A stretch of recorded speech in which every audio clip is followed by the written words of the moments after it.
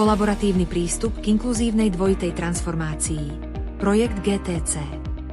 Európska ekonomika v súčasnosti prechádza veľkými zmenami, za ktoré sú zodpovedné dva základné faktory. Potreba znížiť uhlíkovú stopu a prechod na digitalizáciu. Tieto procesy, známe ako dvojitá twin transformácia, sú navrhnuté tak, aby viedli k vytvoreniu udržateľnejšej a konkurencieschopnejšej ekonomiky. Čo presne znamená dvojitá transformácia, aké sú jej základné ciele?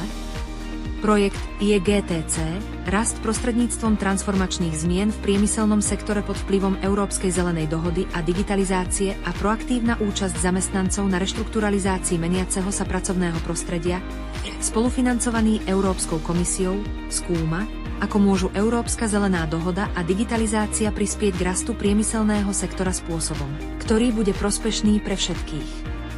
Projekt, ktorý zahŕňa 7 členských štátov a krajín so štatútom kandidáta na členstvo v Európskej únii, Poľsko, Slovensko, Severné Macedónsko, Súobsko, Čiernu Horu, Rumunsko a Španielsko, podporuje spoluprácu medzi zamestnancami, odbormi a zamestnávateľmi s cieľom zabezpečiť spravodlivú a inkluzívnu transformáciu. Projekt GTC je zameraný na to, aby zainteresovaným stranám umožnil reagovať na rozsiahle zmeny v priemyselnom sektore, ktoré nastali v dôsledku zelenej a digitálnej transformácie.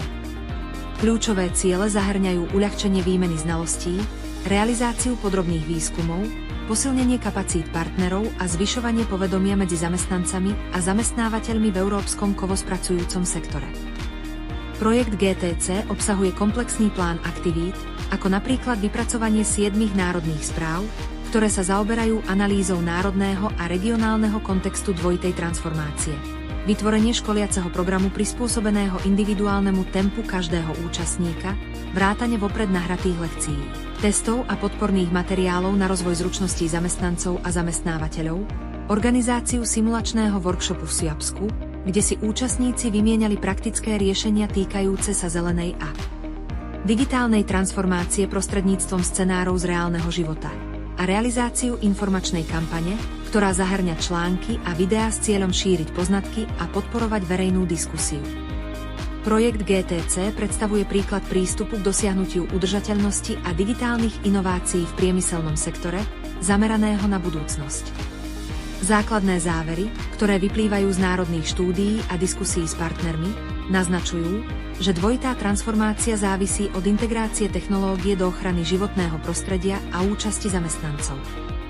Analyzované štúdie prípadov ukázali, ako môžu moderné technológie priniesť ekonomické aj ekologické výhody, ako aj aký je význam sociálneho dialógu, vrátane tripartitného dialógu v kontexte reštrukturalizácie.